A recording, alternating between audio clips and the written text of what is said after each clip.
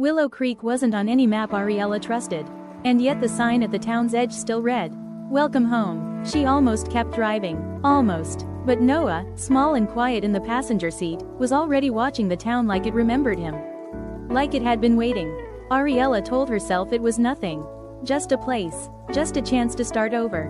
But she had learned by now, starting over is just another word for survival.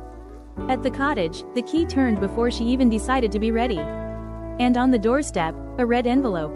No stamp, no explanation, only her name. And that night, the lighthouse at the edge of Willow Creek turned on.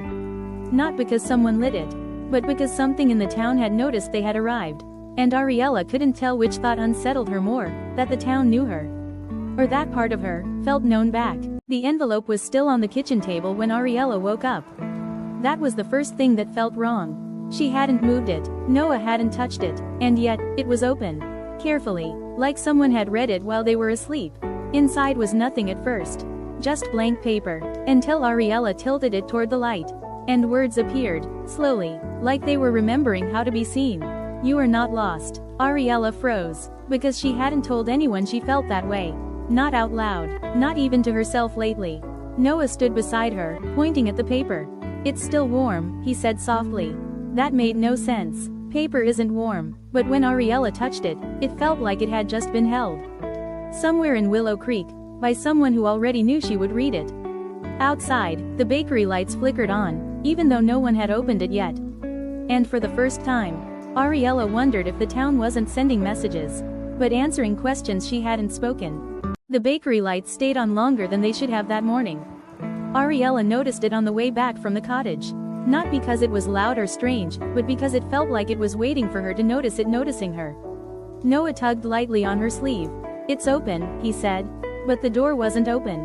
Not really, just unlocked, as if it had decided she would come inside eventually. Inside, the air was warm in a way that had nothing to do with ovens. The baker didn't greet her like a stranger. He simply nodded, like she had already been part of his day before she arrived. "You found it," he said softly.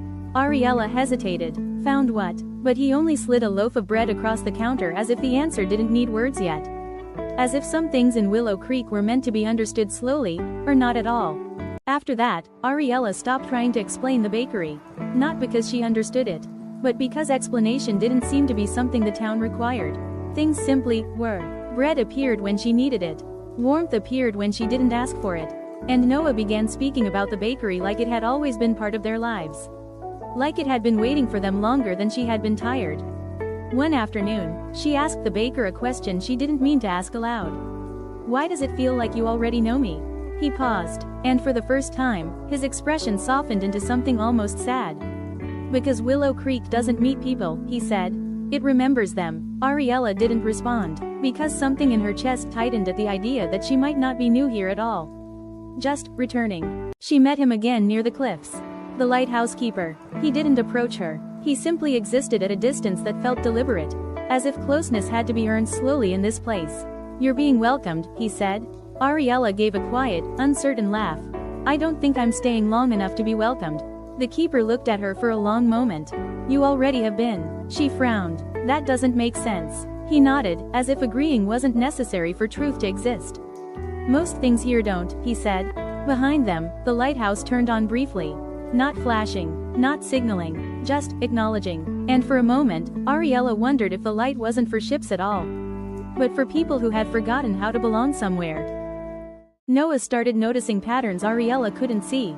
He knew when the bakery would be warm before they arrived. He knew when the lighthouse would light up before dusk. He never treated it like magic. Only familiarity. That unsettled Ariella more than anything else. One evening, as they walked home, Noah said softly, "The town isn't new."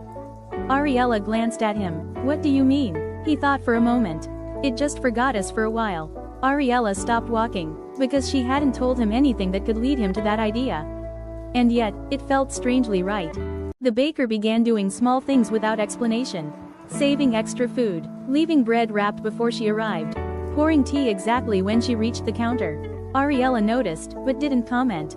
Because commenting would make it real in a way she wasn't ready for. One afternoon, as she paid, the baker finally said, "You're quieter now than when you first came."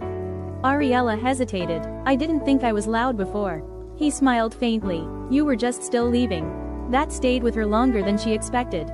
Because she didn't know how he could tell the difference. The lighthouse stopped feeling like a distant object. It became something closer, like a thought she couldn't quite finish. Sometimes it turned on when she was near the window. Sometimes when she was speaking to Noah. Sometimes when she wasn't doing anything at all. The keeper never explained it further. He only said, it turns on when someone stops pretending they're invisible. Ariella looked away when he said that. Because she wasn't sure she had been pretending. Or if invisibility had just become easier than being seen. There was a moment, small, unimportant on the surface, when Ariella realized she hadn't thought about leaving Willow Creek all day. Not once. It wasn't relief. It wasn't fear. It was something softer, like forgetting to hold your breath. She noticed the bakery before she noticed the thought. The lighthouse before she noticed the sky. And Noah beside her before she noticed how much she had begun to stay still. That night, she stood at the window longer than usual. The lighthouse was on. Steady. Not urgent. Just present. And for the first time, she didn't feel like it was calling her. She felt like it was simply confirming she was still there. The baker spoke less that day. Not out of distance, but out of quiet understanding. The lighthouse keeper stood closer than usual at the cliffs. Not physically closer, but closer in the way presence changes the air. Ariella didn't ask questions anymore. Not because she had answers, but because questions no longer felt like the right language for this place. That evening, Noah fell asleep early. And Ariella stood alone for a moment longer than she meant to.